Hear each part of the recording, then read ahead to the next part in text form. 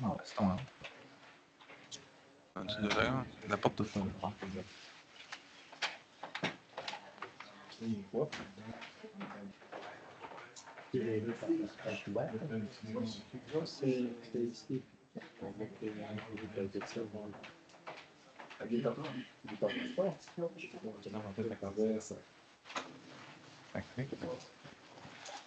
y a quelque chose. Sérieux, là. Ça veut dire certain que ça serait.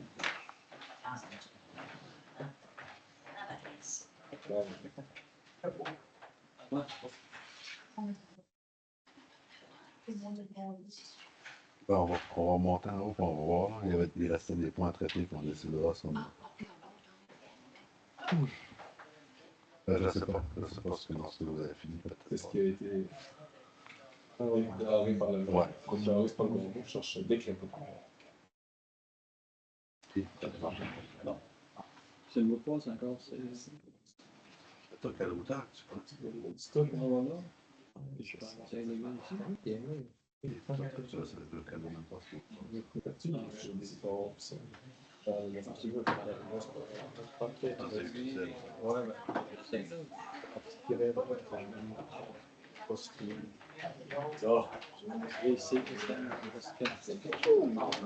vais faire ça de même.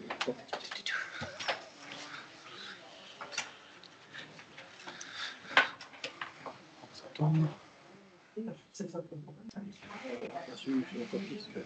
Désolé. Bonsoir tout le monde. On peut débuter, si vous le voulez bien, cette séance publique du lundi 8 juillet 2024. Bienvenue parmi nous, pour les gens en ligne, pour les gens dans la salle. Donc, ce soir, on a à l'ordre du jour quelques points. Le premier étant la lecture et acceptation de l'ordre du jour. En 2, période de questions et de commentaires portant sur les sujets de l'ordre du jour. En 3, l'approbation du procès-verbal. 4, dossiers de la mairie, correspondance. Non, c'est bon. 5, dossiers de la direction générale et de la greffe. 5.1, politique de dons octroyée du 13 au 8 juillet 2024. 5.2, vente pour défaut de paiement de taxes. 5.3, coordonnatrice des services administratifs embauche. 5.4, modification du règlement 2022-470. 5.5, toile pour la terrasse du chalet du Golfe de Carleton-sur-Mer, octroi de contrat. 5.6, regroupement d'achat en commun de produits d'assurance pour les cyber-risques 2024-2029. Dans la trésorerie en 6, 6.1, compte à payer au 30 juin 2024. 6.2, projet de rénovation de l'aréna Léopold Leclerc, demande de paiement numéro 18. En urbanisme, 7. 7.1, demande PIA, paysage, lotissement. C'est le lot 5 252 588. 7.2, demande de dérogation mineure au 141 rue Bélanger, lot 3 886 762. 7.3, demande d'aide financière pour le projet de recherche sur la préservation des communautés côtières à l'aide de solutions naturelles de protection du littoral dans l'estuaire et le golfe du Saint-Laurent, un projet de l'UQAR. 7.4, adoption du règlement 2024-491, modifiant le règlement de zonage 2009-155 concernant les unités d'habitation accessoires. 7.5, nomination de fonctionnaires désignés inspecteurs municipaux pour l'application des règlements. Ensuite, en 7.6, location domaine hydrique de l'État, lot 3 548 369, cadastre du Québec, demande de consentement. 7.7, acquisition de terrain de servitude, mandat un arpenteur et un notaire et autorisation de signature pour le barrage ruisseau de l'Éperlan, partie du lot 4 542 495. 8, dossier développement économique et tourisme. 8.1, changement de représentant auprès de Camping Québec. En loisirs, culture et vie communautaire, 9.1, régate éco-voile, autorisation camping temporaire. 9.2, protocole d'entente entre la Ville de Carleton-sur-Mer et Hockey du Québec, autorisation de signature. 9.3, protocole d'entente pour le projet pilote d'implantation d'une station connectée Box-Up, autorisation de signature. 10, dossier des travaux publics, 10.1, mise en place de gravier goudronné pour la rue Saint-Onge, route Saint-Onge-Nord, octroi de contrat. En sécurité publique, 11.1, embauche de pompiers pour le service sécurité incendie Avignon-Est. Prochaine rencontre, 13 autres sujets, 14 tours de table du conseil, 15 périodes de commentaires et questions et 16 de levée de la séance. J'ai un ou une proposeur pour l'ordre du jour, proposé par Jean-Simon Landry. Merci. On aimerait au point 2, période des commentaires et questions portant sur les sujets que je viens de nommer qui sont à l'ordre du jour. Si vous avez des questions, la parole est à vous. Oui, M. Sam. Gravier goudronné, C'est une nouvelle méthode, là. En fait, c'est pour la route Saint-Onge. Il y a, c'est suite à des demandes de citoyens. On prolongerait de 60 mètres en gravier goudronné. C'est 3 couches qui sont mises. Là, on a une soumission de LD, asphalte LD. En fait, c'est pour limiter la poussière là, pour les résidents de la route Saint-Onge. Donc, on prolongerait avec cette surface-là, qui est beaucoup moins chère que de l'asphalte, mais qui permet de réduire la poussière, d'avoir une surface qu'on a. Je n'ai pas la réponse. C'est un projet de 7 000, je pourrais vous donner le chiffre exact tout à l'heure, mais c'est environ 7 000 pour un 60 mètres. Donc, pour le coup, ça permet apparemment que ça fonctionne bien, mais c'est nouveau. C'est une nouvelle technique qui est utilisée. Il y a quelqu'un qui l'a déjà utilisé? Je ne sais pas si vous avez des détails là-dessus, M. Audette. Je n'ai pas trop de détails, mais je pense que c'est quand même quelque chose qui se fait ailleurs au Québec. Là. Mais tu sais, on a mis, là, cette entreprise-là fait ça depuis 7 années. On a utilisé des petites portions de la piste cyclable. Ça nous apparaît un procédé qui est quand même éprouvé. Là, mais effectivement, on n'a pas d'idée comment on va voir à l'usage, comment ça réagit. On aurait pu se renseigner avant. Oui, on s'est renseigné, mais c'est merveilleux. Oui. Je comprends, mais on s'est dit que ça allait certainement faire œuvre utile c'est pour la problématique de poussière dans cette zone-là. Puis, si c'est concluant, ça pourrait être réutilisé ailleurs. Là. 60 mètres. Oui. Vous donnez le montant exact, là. C'est environ 7 700 pour cette portion-là. C'est sûr que si on avait asphalté, il aurait fallu refaire l'assiette de la rue, là, parce qu'il y avait des enjeux dans ce secteur-là, puis les coûts auraient été beaucoup plus élevés. Donc, c'est une solution mitoyenne pour réduire les enjeux de poussière. Puis, Madame? Voilà, c'est ça. Oui, Madame Tremblay? Oui, au numéro 5, là, qu'est-ce que ça veut dire, ça? La greffe, c'est quoi, ce greffe? La greffe, c'est le service qui gère tout ce qui est, je dirais, procédure, les procès-verbaux au niveau administratif, le suivi administratif. Là. C'est Ici, à l'intérieur. Oui, à la ville, exact. Trésorerie, c'est toute la partie finance. Greffe, c'est la partie loi, règlement et procès-verbaux, etc. des séances publiques. Là. Okay, merci. Bienvenue. Est-ce qu'il y avait d'autres questions sur les sujets à l'ordre du jour? Je vais juste aller voir en ligne s'il y en a. J'en vois pas. Donc, on pourrait procéder au prochain point, qui est dans les dossiers de la mairie, les correspondances. Oui, pardon. Est-ce que vous le proposez? Oui, non, c'est bon. C'est bien de le mentionner. Merci. Mme Leblanc propose l'adoption du procès-verbal. J'avais passé droit, effectivement. C'est le procès-verbal de la dernière séance, qui est celle du 10 juin 2024. C'est conforme à nos décisions. Tout le monde l'avait reçu. Ça vous va. En 4, la mairie, 4.1 correspondance. On a reçu une correspondance du ministère des Transports et de la Mobilité durable qui confirmait un montant d'aide financière dans le programme d'aide à la voirie locale pour 17 795 $. 5, greffe et direction générale. Dossier de la direction générale et de la greffe, oui. En 5.1, politique de dons octroyés du 13 mai au 8 juillet 2024. On a 3 dons qui sont recommandés ce soir. Un premier pour la compétition internationale à Paris pour les étudiantes de l'école Antoine Bernard dans la tablée des chefs, qui ont d'ailleurs remporté le prix, le premier prix international. Donc, vraiment bravo à ces jeunes filles-là. Et on leur remettrait un montant de 300 $. Club Lyon de Carleton-sur-Mer pour l'organisation d'un tournoi de golf familial, 150 $. Et Centre d'action Bénévole Saint-Alphonse-Nouvelle et le Petit Bonheur pour projet de parrainage scolaire pour 150 $ qui serait recommandé. C'est juste un dépôt, il n'y a pas de résolution sur celui-là. Oui, M. Lavelle? Oui, certain. Parce que l'organisme pour lequel je travaille avec les Millions. Je comprends que c'est un don que vous faites. Oui, qui ne nécessite pas de résolution de la part du conseil. Oui, exact. C'est bon? Super. Vente pour défaut de paiement de taxes en 5.2. C'est simplement pour mentionner qu'on signe publiquement qu'on lance le processus de vente pour taxes. Donc, on a une liste de propriétés qui peuvent être assujetties, mais l'exercice se fait le plus en septembre-octobre. Il faut quand même démarrer le processus maintenant. Puis, habituellement, là, de bon an, mal an, on arrive à régulariser là, la quasi-totalité des dossiers en cours de route. Là, les propriétaires sont informés, mais on continue à viser les propriétaires et à travailler avec eux pour trouver des solutions. Donc, on lance le processus. Ce soir, ça va. Est-ce que j'ai quelqu'un qui a fait la proposition? Stéphane Figueroa. Merci. 5.3, coordonnatrice des services administratifs embauche, un nouveau poste qui a été créé. En fait, c'est un poste qui a été modifié. On avait une personne à la trésorerie, une direction de la trésorerie, et on avait une personne qui était responsable de la tenue de livre comptable. Et là, on est venu modifier. Là, maintenant, je l'avais mentionné à la dernière séance publique, mais Antoine Audet, notre directeur général, est maintenant trésorier. Fait qu'il va gérer la partie plus je dirais, stratégique des finances municipales, budget, etc., mais va être accompagné d'une personne à la coordination des services administratifs. Et c'est Julie Nadeau qui, présentement, est responsable au niveau administratif, présentement, qui aura le poste ce soir, si ça vous convient toujours. Donc, et c'est une nomination qui aurait effet, qui serait en vigueur à partir du 8 septembre 2024. Parce qu'on avait une personne là, dans l'équipe là, qui est en congé de maternité présentement, qui revient en septembre. Donc, on va attendre là, ce retour-là pour faire les changements là, dans l'équipe. Donc, c'est pour cette raison-là qu'on mettrait le début de cette nouvelle fonction-là au 8 septembre 2024. Ça va? Quelqu'un propose? Régis Leblanc fait la proposition. Merci.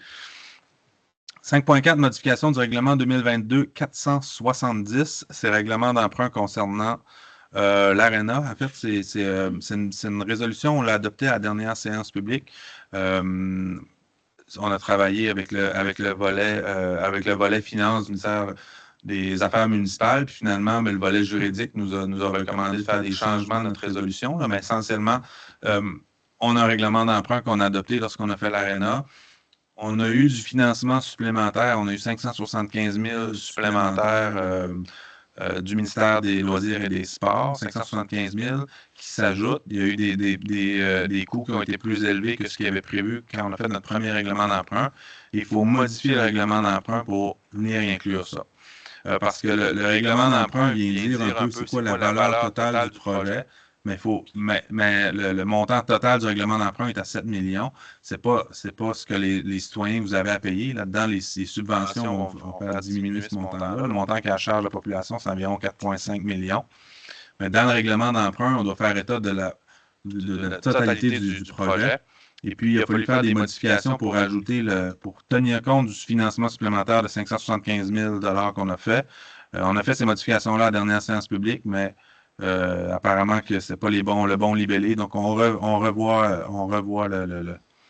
tout simplement le règlement d'emprunt pour le modifier, pour le mettre qui correspond aux attentes du ministère des Affaires municipales. C'est très technique, là, il n'y a pas d'impact différent là, pour les contribuables à cette résolution-là sur le projet de l'ARENA. J'ai une proposée par Denise Leblanc. Merci. 5.5 maintenant, toile pour la terrasse du chalet du golf de Carleton-sur-Mer, octroi de contrat. C'est pour donc ce qu'on souhaite faire, c'est ajouter une toile sur la terrasse du golf. Là, pour ceux qui sont allés depuis 2 ans maintenant, on a fait des changements majeurs dans le chalet. Là, la boutique est maintenant à l'étage et l'accueil se fait maintenant à l'étage en partie hôtel-restaurant. C'était une recommandation depuis longtemps des golfeurs de tout aménager ça. Ça permet d'optimiser aussi nos employés, les ressources humaines qui sont sur place. Mais la partie boutique maintenant qui est en haut dans le restaurant prend un espace, ce qui fait que lorsqu'il y a des événements, des tournois, on est souvent en cours d'espace dans le chalet à l'intérieur. Les gens vont en terrasse, mais s'il pleut, ça devient problématique. Donc, pour cette raison-là, ce qu'on souhaite faire, c'est l'acquisition de toiles qui seraient installées. Puis, au montant de 14 635,95 $ sans les taxes applicables pour ce contrat-là qui serait donné à l'étoile BSL de Montjoly. Est-ce que ça va? Quelqu'un propose? Jean-Simon Landry a fait la proposition. Merci. Ensuite, 5.6, regroupement d'achat en commun de produits d'assurance pour les cyberrisques 2024-2029. On avait déjà une assurance pour les cyberrisques. On le voit souvent, là, maintenant, régulièrement, des piratages, etc. Ça vient nous protéger comme organisation. Comme c'est le cas dans les assurances, souvent à la ville, on se regroupe avec plusieurs municipalités au Québec. L'Union des municipalités du Québec rassemble les municipalités qui sont intéressées à se regrouper, va chercher des soumissions de groupe pour avoir une économie d'échelle. C'est ce qu'on a fait. Et là, on a reçu les soumissions pour le groupe dans lequel on fait partie. Et il faudrait accepter ce soir ce changement-là d'assurance. Ça implique une diminution là, des montants. Avant, on avait un contrat à 4 928 $ par année. On passerait à 3 990 $. Donc, presque 1 000 $ de moins pour ce renouvellement de contrat. Ça vous va? Quelqu'un propose? Alain Turcotte propose. Merci. 6 dossiers de la trésorerie compte à payer au 30 juin 2024. Il y en avait pour un montant total de 825 382 et 6, très exactement. Vous avez tous reçu là, la liste exhaustive des comptes à payer. Si ça vous va, j'aurais besoin d'un ou d'une proposeur pour les adopter. Proposé par Denise Leblanc. Merci. 6.2, projet de rénovation de l'aréna Léopold Leclerc, demande de paiement numéro 18. Comme à toutes les demandes de paiement, on a une demande qui est faite par l'entrepreneur, c'est validé par les architectes qui font que les travaux ont bel et bien été faits. Donc, on avait une demande de paiement de 20 813 sans les taxes applicables. Il va rester un petit montant, là, mais on devrait avoir, qui est la retenue, là, qui est toujours un montant qu'on s'assure que les travaux soient finis avant de remettre cette retenue finale-là, qui devrait se régler probablement au courant du mois d'août pour compléter le projet. Donc, mais ce soir, ce serait la demande de paiement numéro 18. Je le répète, 20 813.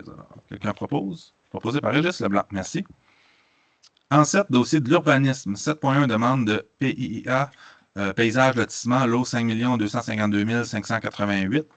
PIA, c'est le plan d'implantation et d'intégration architecturale. C'est un promoteur qui a un projet, qui a un terrain sur le Mont-Saint-Joseph, qui veut le lotir pour en faire 15 lots distincts pour pouvoir les vendre pour une construction éventuelle. Donc, il y a des critères particuliers qui s'appliquent sur le Mont-Saint-Joseph, qui ont été revus aussi au cours des derniers mois. Là, de la dernière année et demie, là, on avait revu pour s'assurer que toutes les constructions se fassent de façon harmonieuse, puis de minimiser l'impact notamment sur l'aspect visuel lorsqu'on est sur la 132 ou en bas à Carleton-sur-Mer. Bref, le projet a été soumis au CCU. Le CCU, le Comité consultatif d'urbanisme, nous recommande de refuser la demande actuelle puisqu'il y a des terrains, en fait, ces terrains-là sont dans un secteur où il y a des sentiers pédestres. Puis dans le PIA, ce qu'on vient demander aux promoteurs, c'est de s'assurer que leur projet respecte en fait les sentiers qui existent présentement. Donc, sur ces éléments-là, il y avait du travail à faire. Donc, le CCU recommande de refuser la demande de PIA telle que déposée. Ça va? J'ai une proposeur proposé par Jean-Simon Landry. Merci. 7.2, demande de dérogation mineure au 141 rue Bélanger, 3 886 762. Pouvez-vous le présenter? J'ai oublié de nous laisser présenter le PIA, je n'ai pas pensé. C'est bien correct. Bonsoir. Donc, au 141 rue Bélanger, là, c'est dans le but de régulariser une situation pour une vente. On a 2 points là, pour cette demande-là. Donc, la rue Bélanger, c'est passé chez Construction LFG, là, pour vous situer. Rue du bord de la montagne à Saint-Omer. Il y a 2 points dans cette demande-là. Il y en a un que c'est les marges latérales des bâtiments. Pour une drôle de raison qui demeure à investiguer, la rue Bélanger, c'est une rue où les marges latérales sont à 4 mètres plutôt que 2 mètres, ce qui est en vigueur partout sur le territoire, sauf dans la rue Bélanger, à peu près. La résidence se trouve dans une situation dérogatoire, notamment à cause de ça. Elle respecterait à quasiment au centimètre près si c'était 2 mètres. En tous les cas, sur cet aspect, il est recommandé d'accepter. Ceci étant dit, le terrain sur lequel se trouve cette maison-là, on y retrouve également des bâtiments accessoires, garages, remises, serres, qui, eux, ne répondent pas nécessairement à la norme de marge de recul arrière. Ils sont un peu trop près de la ligne de fond du terrain. Et tout ça mis ensemble là, représente une forme d'amalgame de bâtiments qui se trouve dans une situation un peu particulière. Il y a compris un de ces bâtiments-là que le revêtement extérieur, c'est simplement des bâches, entre autres, là, qui n'est pas nécessairement un revêtement conforme, en tous les cas. Puis, régulariser ça, accepter cette situation-là, du moins, c'est la recommandation qu'en fait le CCU, viendrait à reconnaître que cette situation-là est acceptable, là, du moins. À tous les cas, la recommandation du CCU, là, puisque les marges arrière, il y a différents, excusez, avant d'aller plus loin, il y a différents scénarios où on aurait pu évaluer le regroupement des bâtiments ensemble, etc.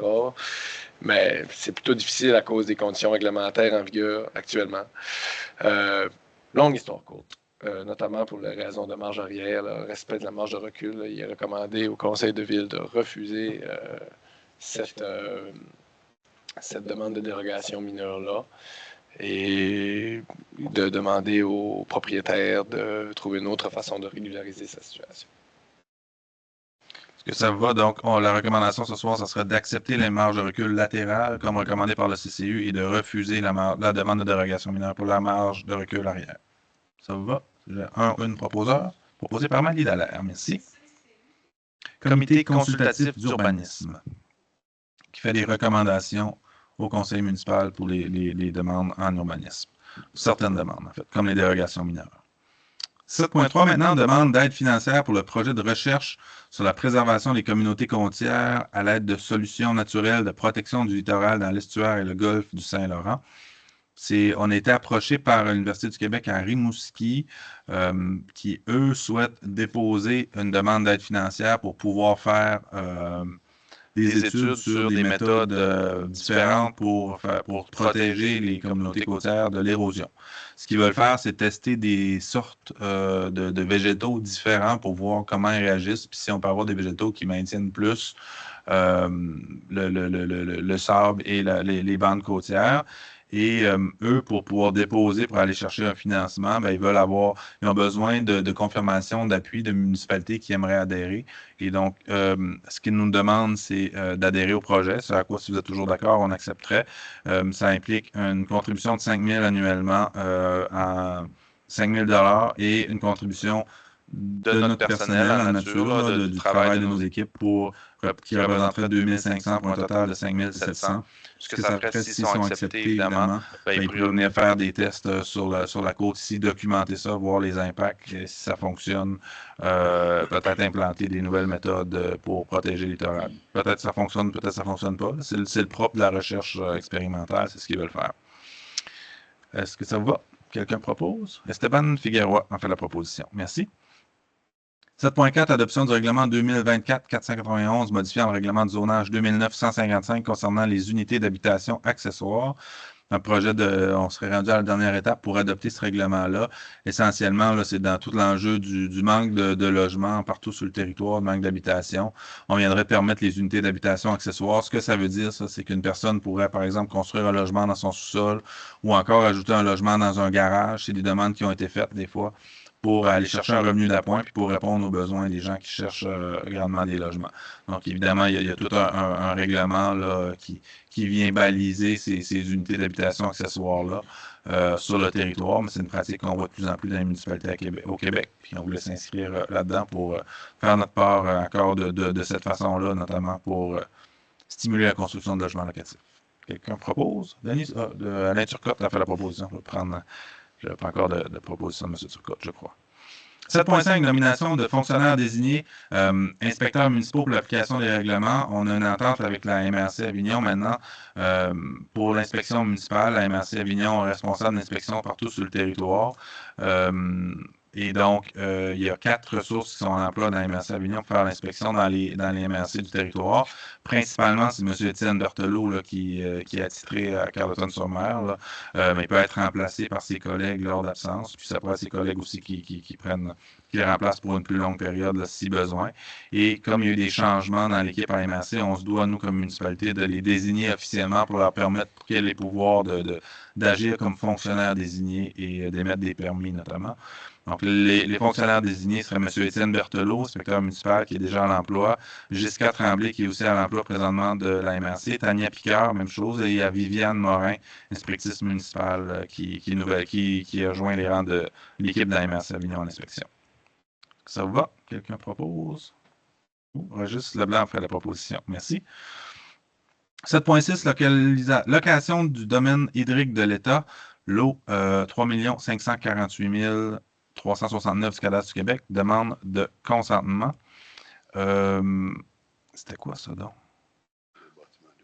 Ah oui, c'est ça. C'est une demande qu'on avait reçue pour, merci monsieur, pour un bâtiment là, qui est existant, qui fait de la plongée sous-marine, tout juste à côté de la marina. C'est un terrain qui appartient au ministère de l'Environnement à l'heure actuelle, puis le promoteur a un bail avec le ministère de l'Environnement qui souhaite renouveler, et le ministère de l'Environnement sollicite la ville pour savoir si la ville est d'accord ou non avec cette demande-là. Ce n'est pas nous qui prenons la décision, c'est le ministère de l'Environnement, mais pour octroyer un bail, il va aller toujours avec les municipalités. Donc, c'est un espace, c'est une entreprise qui fait de la location d'équipement, puis pour faire de la plongée en apnée depuis plusieurs années. Donc, si ça vous va, on pourrait accepter, en fait, autoriser un directeur général à signer un formulaire de consentement au nom de la ville pour appuyer cette demande. Quelqu'un propose? Amélie Dallaire en fait la proposition. Merci. 7.7, acquisition de terrain et de servitude, mandat à un arpenteur et un notaire et autorisation de signature pour un barrage, pour le secteur du barrage Ruisseau de l'Éperlant, partie du lot 4 542 495. En fait, le barrage actuel où était la prise d'eau potable de la ville, la ville avait régularisé ce terrain-là à l'époque lorsque le barrage a été implanté. C'est un terrain municipal, mais il y a eu une rénovation cadastrale il y a plusieurs années maintenant qui a fait que dans ce secteur-là, parce que, en fait, avec les nouveaux outils que les arpenteurs utilisent, la rénovation cadastrale, c'est qu'ils vont réviser plusieurs terrains pour voir, parce qu'avec les nouvelles technologies, puis ce qu'ils ont réalisé dans certains endroits, ça amène à changer des lignes de l'eau, la rénovation cadastrale. Et dans ce secteur-là, tous les propriétaires, là, les lignes à l'époque qui dataient de plusieurs dizaines d'années n'étaient pas conformes. La révision cadastrale a modifié l'emplacement de plusieurs lots, dont le barrage du ruisseau de l'Éperlant. Le terrain qu'on avait, la servitude qu'on avait pour ce barrage-là, se retrouvait sur le terrain voisin. Ce qui nous a amené à négocier avec le propriétaire du terrain, où est le ruisseau de l'Éperlant. Le lot en question, 4 542 495. Avec cette résolution-là, on s'est entendu avec le propriétaire pour faire l'acquisition de son terrain, pour avoir une servitude de passage pour pouvoir accéder au barrage. Il y a un chemin qui donne accès au barrage parce que le barrage est toujours à la propriété de la ville. Et on a profité de cette entente-là aussi pour assurer une servitude pour l'accès des sentiers pédestres qui passent aussi sur ce terrain-là. On a convenu d'un montant d'achat de 10 000 pour ce terrain-là. Sans les frais, la ville est responsable des frais d'arpentage et de notaire. On évalue à 2 500 arpentage et 1 000 pour le notaire, pour un montant global à la charge de la ville estimé de 13 500 Alors, si ça vous va, ça prendra une proposition pour accepter de procéder à la transaction et mandater Francis Toupin, notaire, et Pascal Mercier, arpenteur géant de maître, pour préparer les documents pour procéder à la transaction. Quelqu'un propose? Proposé par Esteban Figueroa. Merci. 8 maintenant, dossier de développement économique et tourisme. 8.1, changement de représentant auprès de Camping Québec. Simplement par la modification, là, il y a eu des changements dans l'équipe, la direction du développement et du tourisme. C'était Alain Bernier qui était notre représentant auprès de Camping Québec. Comme Alain a quitté, c'est maintenant Vincent Landry qui le remplace à la ville. Donc, on nommerait par cette résolution-là Vincent Landry comme responsable. Camping Québec, c'est eux qui gèrent notamment la classification, là, les étoiles là, pour les campings et les hôtelleries, etc. Les soleils dans le cas des campings, effectivement, merci. Alors, est-ce que ça va? On va donner une proposition pour adopter. Denise Leblanc propose, merci. 9, loisirs, culture et vie communautaire. 9.1, régate éco-voile, autorisation de camping temporaire. Ça serait pour autoriser pour 15 emplacements lors des régates éco-voile qui se déroulent la fin de semaine du 9 au 11 août. On a des coureurs d'un peu partout au Québec qui viennent avec leur embarcation. Ils font les régates, les courses toute la fin de semaine. Ils veulent être proches de leur embarcation pour faire des modifications, puis pour s'assurer de la sécurité, tout ça. Et EcoVol nous a demandé s'ils pouvaient offrir un espace. Ce qu'on a convenu, c'est de limiter à 15 unités pour cet espace-là, s'assurer que les gens restent sur le stationnement asphalté, la petite portion de stationnement qui est à l'ouest face à EcoVoile, pour pas qu'ils empiètent sur l'herbe dans ce secteur-là. C'est une autorisation qui serait seulement pour la fin de semaine d'EcoVoile, donc du 9 au 11 août prochain. Quelqu'un propose? Oui, Alain Turcotte a fait la proposition. Merci. 9.2, protocole d'entente entre la Ville de Carleton-sur-Mer et Hockey Est du Québec, autorisation de signature. C'est pour le camp de hockey qui aura lieu dans la semaine du 12 août. On doit signer une entente avec Hockey Est du Québec pour la location de glace pour ce moment-là. Le tarif était fixé à 75 $ de l'heure et puis ça nous permet d'offrir un service à nos jeunes et aux jeunes des municipalités avoisinantes pour améliorer leurs compétences en hockey, pour les préparer à la prochaine saison. Alors, ça va, j'aurais besoin d'une proposition pour l'adopter. Régis Leblanc propose. Merci. 9.3, protocole d'entente pour le projet d'implantation d'une station connectée Box-Up, autorisation de signature.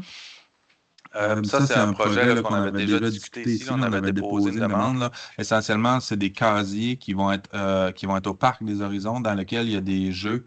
Ça peut être des ballons, ça peut être des jeux qui vont être disponibles à la population. Avec le système Box-Up, c'est un nouveau système qui teste. Ben là, les gens peuvent aller prendre, c'est gratuit. Là. Le prêt d'équipement est gratuit, mais seulement il faut s'inscrire, accéder à l'équipement, puis on le remet comme ça. On s'assure que l'équipement soit remis à la fin de la journée. Ça prend une autorisation pour autoriser notre coordonnatrice, Laurie Gallagher, à signer un protocole avec Box-Up, l'entreprise qui va offrir ce service-là. Quelqu'un propose? Amélie Dallaire fait la proposition. Merci. 10, dossier des travaux publics. 10.1, mise en place de gravier goudronné, route Saint-Onge-Nord, octroi de contrat. J'en ai parlé tout à l'heure d'entrée de jeu. C'est pour ajouter du gravier goudronné, qui est une surface de 3 couches qui vise à prolonger un peu la route avec sur 60 mètres vers le nord pour diminuer la poussière qui provenait de la route Saint-Onge suite à des demandes citoyennes. Donc, c'est un montant, on a une soumission pour un montant de 7 700 $ d'asphalte LD pour faire ces travaux-là. Est-ce que ça vous va? Il y a quelqu'un qui propose? Régis Leblanc en fait la proposition. Merci. 11, maintenant, dossier de la sécurité publique. 11.1, embauche de pompiers pour le service sécurité incendie Avignon-Est. On est maintenant responsable des pompiers entre Escuminac et Maria. On procéderait avec cette résolution-là à l'embauche de plusieurs pompiers et pompières, ce qui est bien. On a 2 pompières qui vont joindre les rangs. Catherine Potvin, Alexandra Henry, Christopher Hunter et Anthony M. Génier, qui sont pompiers recrues à la caserne de Maria. Georges A. Boudreau, Jason Morin et Danny Nadeau comme pompiers recrues à la caserne de Carleton-sur-Mer. Élie Cassie, Alain Bois et Pierre-André Savoie à la caserne de Nouvelle. Et Jean-Pierre Lapierre à titre de lieutenant comme pompier formé pompier 1 et officier non urbain pour la caserne 81 d'Escuminac. Une fois qu'ils sont à l'embauche, ils peuvent suivre les formations avec l'équipe de pompiers, c'est-à-dire les pratiques, et ils suivent une formation, ils s'engagent à suivre une formation pour pouvoir ensuite aller sur des lieux d'accident ou d'incendie. Est-ce que j'ai un ou une proposeur pour l'adopter? Oh, Amélie Dallaire, il y a levé une main, mais c'était pour se gratter. Mais... Ouais, c'est vrai. Proposé par Amélie Dallaire, merci. Ça nous amène à la prochaine séance. La prochaine séance aura lieu le 12 août, ici même, à la salle Lavoie-Saint-Laurent. Autre sujet, on n'avait pas d'autres sujets ce soir. Je peux passer la parole à mes collègues autour de la table, pour un petit tour de table. On va commencer par vous, Mme Leblanc, si vous avez des éléments à discuter. Merci à vous, Monsieur le maire. Donc, moi, je voudrais dire des remerciements à toute l'équipe municipale. Je voudrais que Monsieur le DG fasse part à toute l'équipe, aux fonctionnaires municipaux, toute la gang, parce que je marche énormément dans Carleton. Je fais beaucoup de vélo. Puis je suis en mesure encore plus d'observer à quel point que ça exige énormément de travail. Je ne sais pas combien de poubelles qu'il peut y avoir sur le territoire, là, mais je ne les ai pas comptées, mais je sais qu'il y en a pas mal. Tout à regarder toute l'ajout des infrastructures, tu sais, la quantité de toilettes. En tout cas, je sais que c'est tout le monde municipal qui fait l'entretien de ça, puis je crois qu'il faut le dire. En plus, on a beaucoup de touristes. On a beaucoup d'activités, il y a beaucoup de festivals, fait que moi, en tout cas, personnellement, je leur lève mon chapeau. Tu sais, les fleurs, en tout cas, on peut toutes les nommer, là. Moi, ça m'impressionne parce qu'on est quand même une ville très propre, en tout cas, pour moi, c'est important. Puis j'observe ça, puis c'est vraiment tout un honneur de faire partie de cette belle équipe-là, de ce beau monde-là municipal. Merci. Merci. On va transmettre au monde. Ben oui, j'espère. Madame Dallaire. Simplement, l'été est à nos portes, le vélo aussi. Puis juste si vous aviez remarqué qu'il y a une nouvelle station de vélo électrique en libre partage offerte par la régie. sur les terrains de la ville. Donc, l'abonnement est vraiment peu coûteux. Vous pouvez l'essayer. Donc, j'ai vu plusieurs personnes faire l'essai de ces vélos-là. Je trouve ça très intéressant. Effectivement, de voir les j'appuie. gens Moi aussi, je suis s'estimer, étonnée. Ouais. avec ces vélos électriques-là. Donc, j'invite la population à l'essayer. C'est pas seulement pour les touristes, c'est vraiment pour la population. On peut les emprunter pour une période de 90 minutes puis renouveler. En 90 minutes, on a le temps de faire un beau tour de la ville. Mais c'est combien, par exemple? Es-tu capable de le savoir? Oui, c'est tout accessible là, sur le. C'est vraiment pas cher, là. C'est 5-7 dollars. Ouais, c'est ça pour. C'est 4 dollars. 6. Ah, 6, OK. C'est 25 pour le mois. Oh! C'est 25 dollars par Eh, mois. mon Là. Dieu. Mais je suis comme Amélie, j'en ai bu beaucoup également. Ouais. C'est bien. Ils sont juste là, puis il y a une autre station au camping. Alors, j'invite les gens à profiter de ce nouveau service à la ville. Merci. Monsieur Turcotte. Moi, vous savez comment je suis pas bavard. Moi.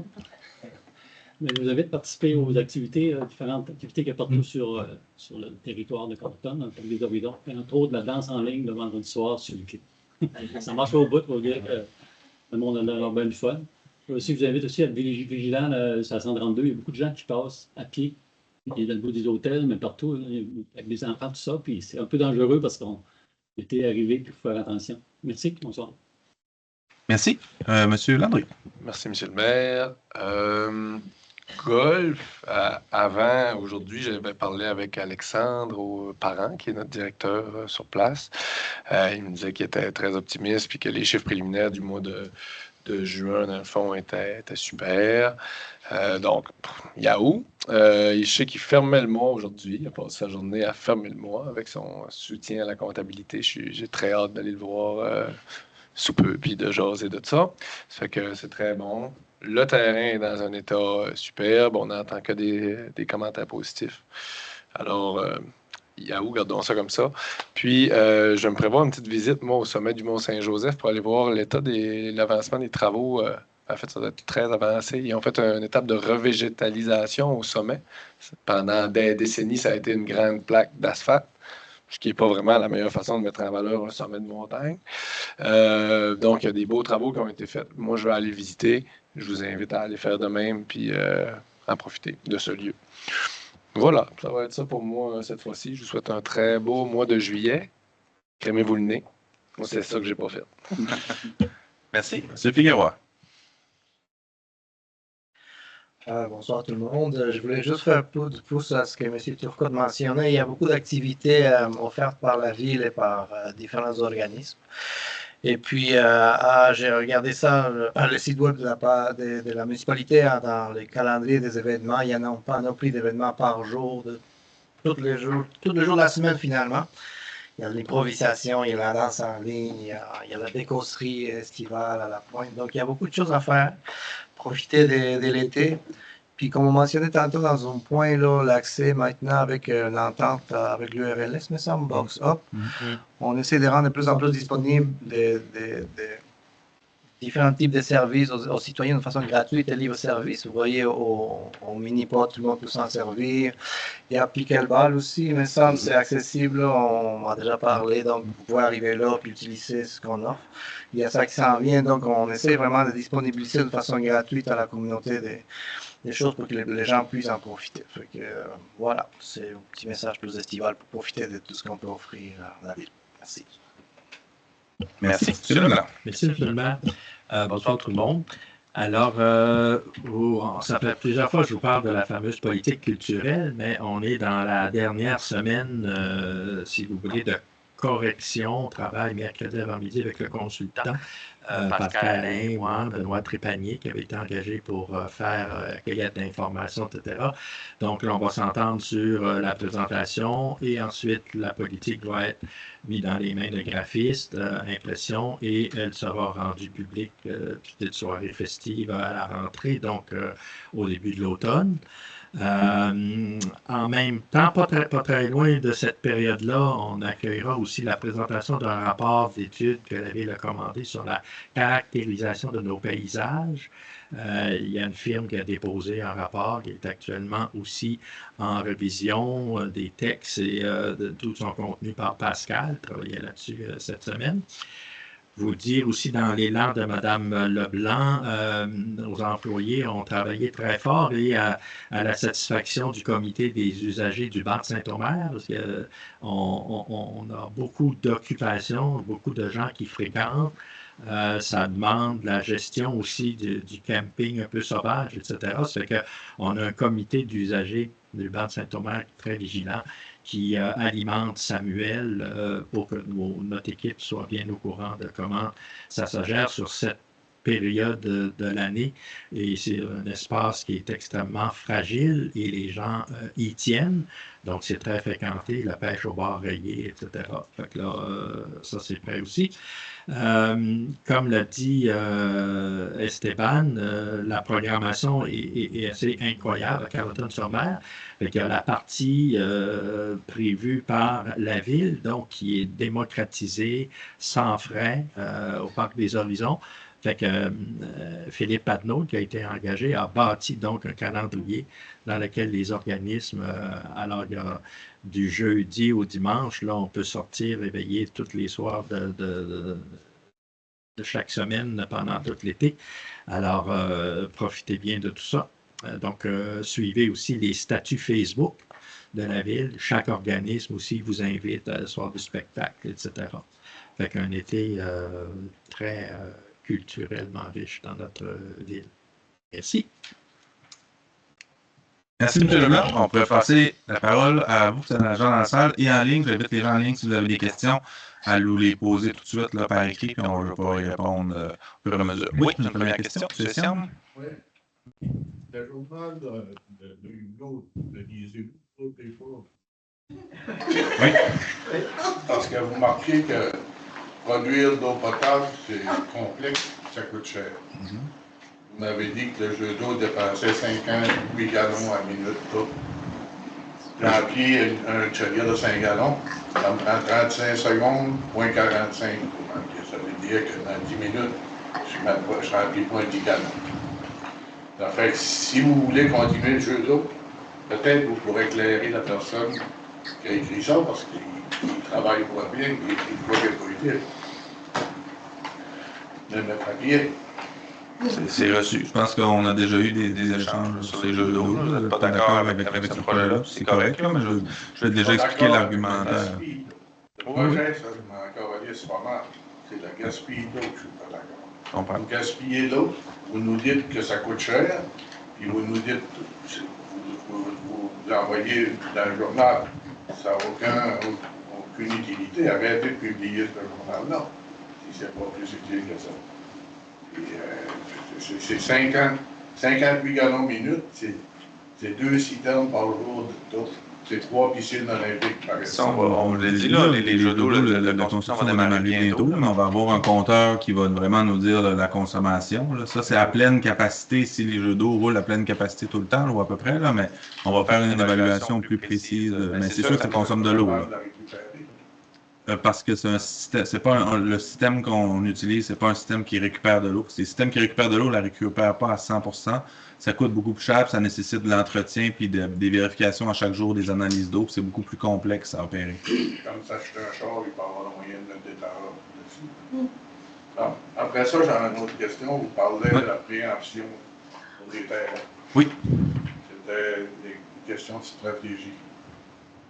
C'est quoi la stratégie que vous avez pour la préemption des terrains? Bien, c'est un nouveau pouvoir que les municipalités ont. On peut cibler des terrains où on pourrait avoir un potentiel, soit pour les rendre publics, pour en faire des parcs, des espaces, ou pour les protéger. Et ce que ce droit-là vient faire, c'est un droit de premier refus. Donc, si le propriétaire du terrain veut vendre le terrain, doit s'adresser à la ville. Si la personne a une offre d'achat, doit s'adresser à la ville peut acheter le terrain au montant de l'offre ou simplement refuser. On a décidé de se prévaloir de ce droit-là. Ça ne veut pas dire que c'est des lots qu'on va acheter, mais c'est des lots qu'on se dit qu'il y a un potentiel qui pourrait être intéressant pour la communauté que la ville devienne propriétaire de ces terrains-là. Puis c'est quoi le potentiel intéressant d'un terrain zoné vert? Ben, ça dépend lequel, là. J'ai pas. C'est à mon nom qui est zoné vert, puis vous avez mis une préemption dessus. Ben, je ne sais pas de quel terrain fait référence, mais tu sais, on en a mis plusieurs. Par exemple, sur le sommet du Mont-Saint-Joseph, on dit, ben, s'il y a une transaction, ça peut être intéressant que ce terrain-là demeure public pour l'accès au parc du Mont-Saint-Joseph. Par exemple, il y a des terrains dans des zones stratégiques comme ça, qui vont être ciblés. C'est quoi devant le quartier industriel? Et vous avez le pouvoir de faire des zones de terrain? Non. On n'a pas plus de pouvoir qu'un citoyen pour le dézonage. On est consulté dans le processus, mais c'est pas nous qui décidons, c'est la Commission de protection de territoire agricole. Puis sur la montagne, j'ai déjà demandé, vous, un plan de protection pour les incendies? Pour les feux de forêt? Si quelqu'un met le feu dans la montagne, il peut tout brûler Carleton. Ben, je sais pas, là, oui, on a un plan de façon générale pour l'ensemble du territoire pour intervenir partout sur le territoire. Là. Oui, la réponse est oui. Parce que le garçon de Mardon, il est pompier à Poche-Pébiac, puis ils ont des réserves d'eau parce qu'il n'y a pas d'aqueduc. Mais où ça, c'est la montagne? Sur le Mont-Saint-Joseph, non. Ça serait peut-être intéressant d'y penser. OK. Ce sera à Subfeu, c'est le directeur du qui La interviendra. dernière affaire, Oui. comme vous avez dit pour les personnes dans dehors qui viennent à l'aréna, il faudrait payer. Peut-être vous devrez donner un congé de taxe aux personnes, des personnes à mobilité réduite dans les propriétés, parce qu'il n'y a aucun service pour eux autres dans la ville de Carleton. Si vous montez des bicycles sur la montagne, vous n'avez pas été capable de prendre un autobus adapté. Vous n'embarquez pas un handicapé dans le trailer des bicycles. C'est bien reçu, ça, vous nous l'avez mentionné. Là, Ça fait 3 ans que vous... Oui. Plus que toi. Depuis que c'est sorti que vous le mentionnez, me semble-tu qu'un autobus scolaire, il y en a en masse qui sont adaptés, vous avez pu prendre un adapté. D'autobus adaptés disponibles, je serais surpris qu'il y en ait disponible. C'est un enjeu là, au Québec. Il y en a pour l'école, puis l'école est formée à ce principe. Je ne vois pas pourquoi ce que vous ne pouvez pas en trouver. Mais ça, C'est un manque de volonté, c'est du mépris envers des personnes handicapées. Ben ça, j'accepte pas que vous dites qu'on méprise les personnes handicapées. Là. Je peux comprendre vos commentaires, mais faites attention dans les intentions que vous nous portez. Là, absolument. On est très conscients. On a même mandaté une conseillère responsable pour faire l'évaluation de l'ensemble de nos bâtiments pour voir un peu pour les adapter aux personnes à mobilité réduite. On a cette conscience-là. Est-ce qu'on peut tout faire, tout changer demain matin? La réponse est non, mais est-ce qu'on a cette volonté-là et cet intérêt? Absolument. Puis on méprise certainement pas les personnes handicapées. Je ne suis pas parole, vous avez fait 8 millions dans l'aréna, puis vous n'avez pas été capable d'adapter. On l'a adapté, on a eu déjà cette discussion-là, pas à 100%, mais on a amélioré la situation. Le bâtiment. La machine n'est jamais en haut depuis le mois de janvier. Oui, brisée, mais elle va être réparée, on vous l'a dit pour l'ouverture de l'aréna. Vous, parce que vous allez en mezzanine, vous pensez que les personnes handicapées, ils n'ont pas le droit d'aller voir l'aide d'investissement avec les autres. C'est aucune logique. Puis, ça n'aurait pas coûté plus cher, ça aurait coûté bien moins cher que faire le parking militaire. Ben, ça, c'est pas l'avis des professionnels, là. On a fait l'évaluation, on a déjà eu des discussions sur les coûts, mais... Les professionnels, ils ne se promènent pas en chaise roulante. Moi, j'en connais qui se promènent en chaise roulante, je peux te garantir que ce n'est pas adapté. Il n'y a aucune place à adapter ici. Votre toilette que vous avez faite, un lapin d'esprit dans le stationnement, ça imagine si vous pouvez promener une chaise roulante. Merci. Avez-vous d'autres questions ou commentaires? Hein? Avez-vous d'autres questions ou commentaires? Pourquoi? Ben, je vous demande, je pense que vous avez fait. J'en ai pas d'autres. OK. C'est méprisant pour les personnes handicapées. C'est bien reçu. Oui, Mme Tremblay? Oui, moi, je voudrais vous parler de la rue du Quai. Oui. Ça fait déjà 30 ans que je suis ici. Puis la rue du Quai, à mon point de vue, à part la 132 à Carleton, je penserais que la rue du Quai, c'est la rue la plus occupée qu'il n'y a pas. Puis, elle manque d'amour à chaque année. On est dans les trous, on est dans les lacs d'eau. Pourquoi? Qu'avec le temps, on n'a pas arrivé, même en avant du restaurant à Mustapha, il y a une grande bande là. Aussitôt qu'il y a une forte pluie, ça s'accumule. Derrière, chez l'ancienne maison de Pauline, c'est pareil. Là, on se perd dans l'eau. Puis il y aurait des trous tout le long de la rue. On est le 9 juillet demain. J'ai vu dans la rue, il y a quelqu'un qui a passé, c'est récent. Il y a des petits cernes rouges autour d'un trou, un autre petit cerne là, tout ça. Mais il n'y a plus personne qui a repassé, les petits cernes sont en train de disparaître. On a pu lui donner un petit peu d'amour et patcher ses trous.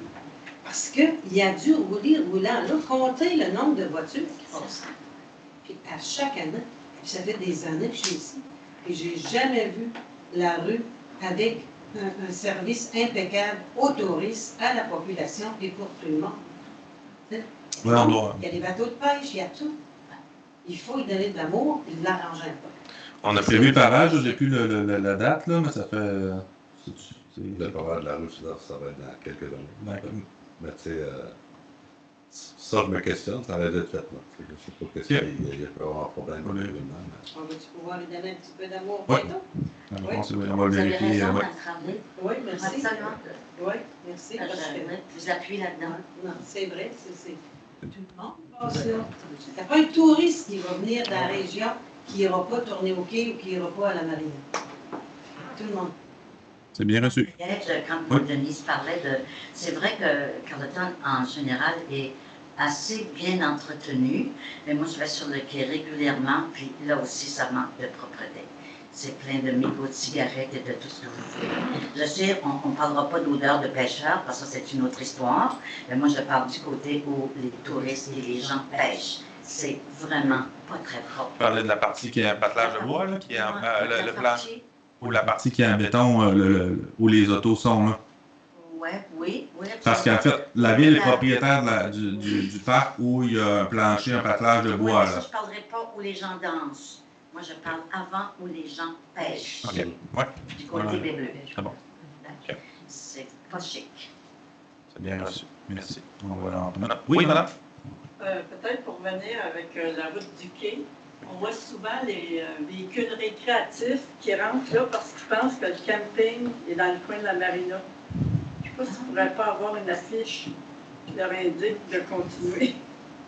Oui, on a un projet d'affichage là partout dans la ville parce que, oui, pour refaire tout l'affichage, les directions, pour clarifier, là, pour éviter ce genre de situation-là, effectivement. Parce que là, présentement, il y a une enseigne là, à l'intersection, là, mais il y a beaucoup de stock dessus. Donc oui, on veut améliorer tout l'affichage, tant pour les gens en auto que pour les piétons et les cyclistes. Ouais. Ouais. Notre question, c'était pour savoir quand étaient prévus les travaux sur la rue de la Montagne.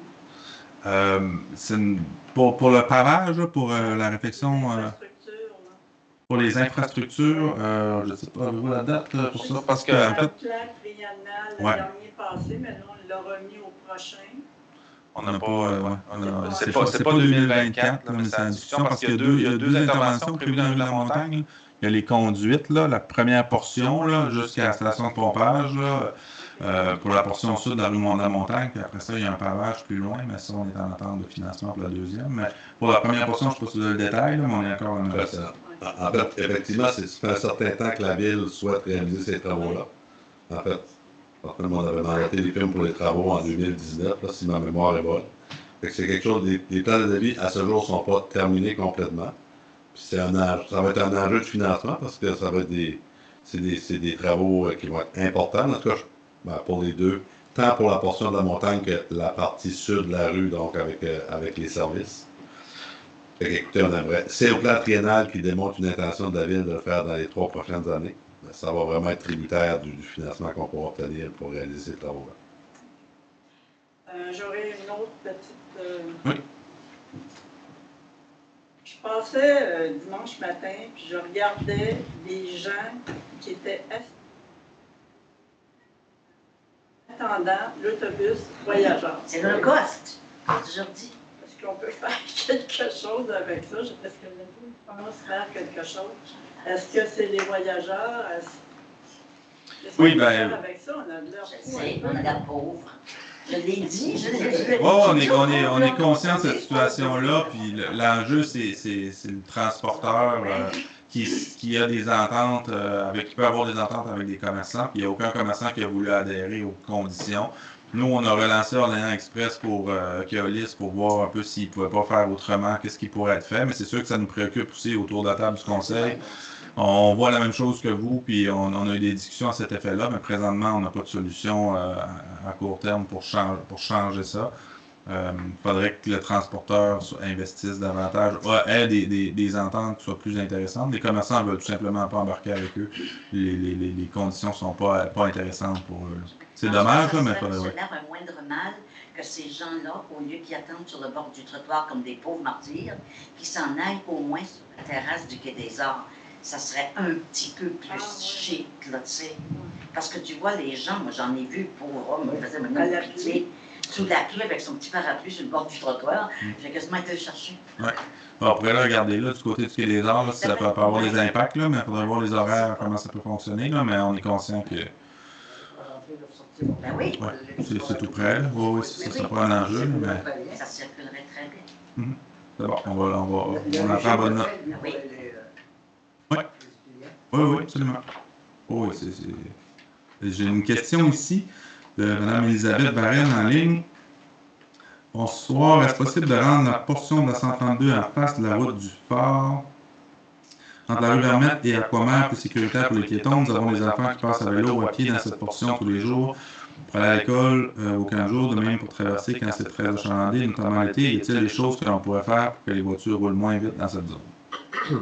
C'est une question qui est récurrente, là. C'est un défi. On a fait des demandes à plusieurs reprises au ministère des Transports pour qui rajoute une traverse piétonne, qui change les limites de vitesse dans ce secteur-là. On a suivi des refus du ministère des Transports depuis plusieurs années pour intervenir. Ce qui va venir aider vraiment, c'est lorsqu'il va y avoir la réflexion de la 132 complète. Là, il est prévu, s'il n'y a pas de changement, d'un niveau de ralentissement un petit peu plus loin pour ralentir la circulation.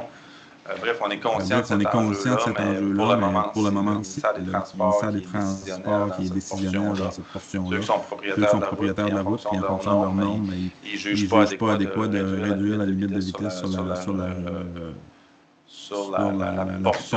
la côte du Golfe, ou encore mettre une traverse piétonne, ça serait plus dangereux et moins sécuritaire pour les piétons, selon eux, si on mettait une traverse à ce secteur-là. On est conscient des enjeux, mais on est toujours à la recherche de solutions. Je propose que vous mettez de la pression sur le ministère parce que c'est réellement, dans le moment, depuis une semaine, très dangereux. Oui, ça a été mentionné à plusieurs reprises par résolution au ministère. Ils ne veulent pas mettre en place les solutions proposées.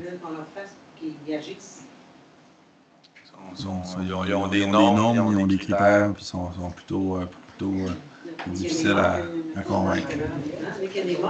C'est ça. On ne va pas en arriver à ça. Ben oui, on est conscient. Vous savez, comme justement les lumières qui clignotent, c'est clair que la traverse, ouais. C'est beaucoup plus... Ben eux, ils ne veulent pas en mettre de traverse là. Ils évaluent même avec les feux qui clignotent, ils évaluent que ça serait moins sécuritaire. Ça donne un faux sentiment de sécurité selon eux dans ce secteur-là. La route est trop large, les autos ont tendance, même si on réduit la limite de vitesse, les autos, de par la configuration, les automobilistes vont avoir tendance à rouler plus que 50 km/h selon eux. Ils ont fait des études d'achalandage, ils ont mis des capteurs pour mesurer le nombre de passages. Ils ont fait leurs devoirs, mais en fonction de leurs normes, eux jugent qu'on ne peut pas mettre de traverse là. Même chose pour la limite de vitesse. On peut le réitérer, là, on envoie presque une résolution par année au ministère des Transports dans ce secteur-là. On pourrait le refaire, mais ouais. Faire un tunnel, faire passer. Ouais. Ah non, mais c'est parce qu'il y a une autre chose qui est bien dangereuse aussi à Carleton que je remarque, c'est que les gens ils veulent traverser beaucoup plus parce qu'il y a plus de monde. Mais là, les gens veulent être polis, puis l'auto qui est en avant de moi, j'ai pas vu, moi, là, qu'elle peut me bloquer la vue parce qu'elle est plus grosse que ma voiture à moi. Puis là, elle a vu un piéton qui veut traverser, bien là, elle veut être polie, elle me bloque sa vitesse tout de suite dans mon nez pour permettre à quelqu'un de traverser la rue. Alors qu'on est à risque de rentrer dans l'auto qui est en avant de nous autres parce qu'on n'a pas prévu ça.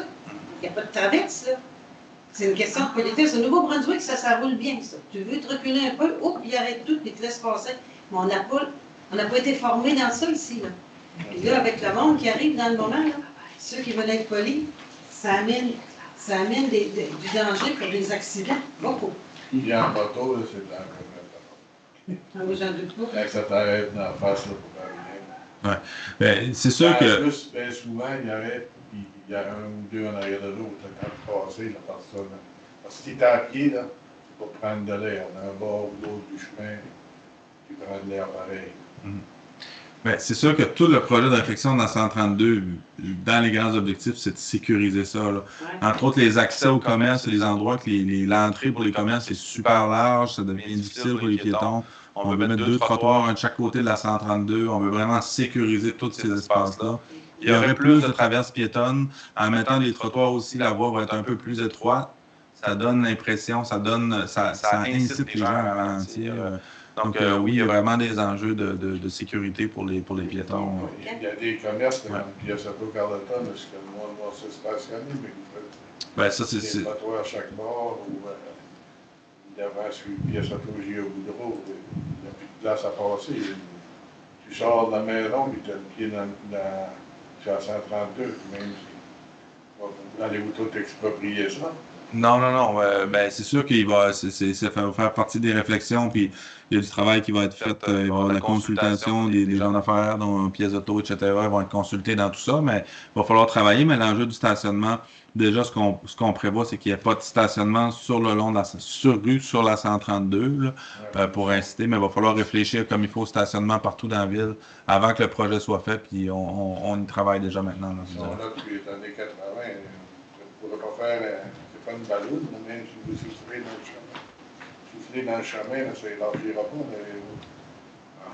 Peut-être aller voir Harry Potter, je peux faire des miracles, mais à part ça, je ne vois pas vraiment comment est-ce que vous allez pouvoir faire des terre-pleins et des trottoirs à chaque bord. Présentement, les accotements sont super larges à chaque côté, pour la plupart du tronçon. Donc, ce qu'on pourrait faire, c'est, en réduisant les accotements, gagner plus d'espace, enlever l'espace des autos qui se stationnent sur la 132 pour la redonner aux piétons et aux cyclistes. C'est un peu ça qui est l'objectif, mais on est encore tôt dans ce projet-là, mais c'est sûr que c'est tous des enjeux qu'on a en tête et qu'on va adresser. Non, on n'est pas si tôt que ça fait comme 40 ans qu'il y en a. Oui, mais je veux dire, les travaux, il n'y aura pas de machinerie l'an prochain. On a le temps de travailler, mais on avance avec le ministère des Transports. C'est étudié longtemps, je trouve. Oui, je suis d'accord. Tout à fait. D'autres questions, commentaires? Oui, moi. Oui, madame. Je me présente, André Tremblay. Bonjour. Bonjour, M. le maire, conseillère, conseiller. Le but de ma présence ici ce soir, c'est que je représente les citoyens de la route Saint-Onge. En décembre, on a fait une demande pour certaines requêtes, tout ça dans la route, pour apporter différentes au niveau de la sécurité et ainsi de suite. On a reçu la réponse en début juin. Nous, on demande au conseil si ce serait possible de reviser le dossier. On considère qu'il y aurait certains points qui pourraient être réévalués. Ça serait la première partie qu'on vous demanderait. Je vais vous déposer les échanges courriels qu'on a reçus entre la ville et nous, les citoyens. Les procurations qui mandatent que je parle au nom des citoyens de la route et les appuis aussi de Marie Chouard et Stéphane. J'ai mis ça là-dedans. Suite à ça, et c'est certain que quand on a eu les rencontres, la ville ne prend pas beaucoup de notes écrites dans les échanges de commentaires. Et c'est sûr, ça, c'est pas présent. Moi, j'ai pris des notes dans mes notes internes à moi. Si des fois vous avez besoin de plus d'informations, si vous avez l'intention de vérifier le dossier, ben, je peux vous transmettre mes notes personnelles. Ça, c'est mon premier point. Deuxième point, ça concerne la partie industrielle en haut. Vous savez qu'en 2013, je ne sais pas si tout le monde est au courant, vous l'avez appris au courant dernièrement dans le débat qui se passe avec ça, entre autres avec la recherche de documents, que la ville nous avait rencontrés pour diminuer l'impact de ce qui se passe en haut versus nous qui étaient devenus là. Ce qu'on s'est aperçu les dernières années, et c'est pas du tout ce que ça reflète de ce qu'on a vu à la rencontre en 2013. Là, suite à ça, depuis le dernier temps, je demandais des documents, tout ça. J'ai fini par avoir certaines parties de documents, mais rien qui concernait 2013 à part le PowerPoint. Là, entre-temps, on a trouvé la clé USB, parce qu'on a filmé cette soirée. Ça fait que là, je ne vous dépose pas la clé USB ce soir-là. Tout ce que je fais, c'est vous ouvrir la parenthèse sur mon point 2. J'aimerais ça qu'on aurait une rencontre avec le conseil, qu'on puisse débattre le point 2 à un autre moment qu'ici ce soir. C'est bon. Ben oui, je vais prendre vos documents. Je sais que vous avez des échanges avec des membres du conseil et avec l'équipe. On va regarder tout ça, puis on m'engage à ramener ça, puis avoir la discussion sur les deux éléments que vous soulevez. Là. Je pourrais m'asseoir avec vous si vous voulez me rencontrer. On peut regarder pour la portion 2013 et développement au nord de Saint-Onge. Mais oui, je vais prendre acte de ça, puis ça fera. Ben là, c'est sûr qu'on arrive à la période estivale, là, il va y avoir les vacances et tout ça, là, mais on va s'asseoir le conseil là, pour faire un état de cette situation-là, de ce dossier-là, puis on pourra revenir. Je vous dirais peut-être plus à la fin de l'été, là, considérant les vacances, etc., mais on va vous revenir sûrement.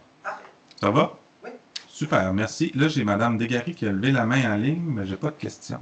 J'ai une main levée, je ne sais pas si on peut... Si elle veut s'adresser à nous directement, là, je ne sais pas si elle peut poser sa question en direct. Elle rédige sa question. Oui, il faudrait que vous rédigez, Mme Desgaris, votre question dans la partie questions-réponses ou conversation en ligne. Sinon, je vais laisser encore quelques secondes. Je ne vois pas de questions. Je vous invite peut-être à me contacter directement si je peux y répondre. Là. Ça va me faire plaisir. Sinon, on va pouvoir procéder à la levée de la séance. Ça vous va? Est-ce que j'ai quelqu'un qui propose? Proposé par Denise Leblanc. Merci. Bonne soirée à vous tous et toutes. Merci. Merci. Bonne soirée. Bonne été. Bonne soirée. N'oubliez pas de l'amour dans la rue du Quai, hein? C'est votre populaire.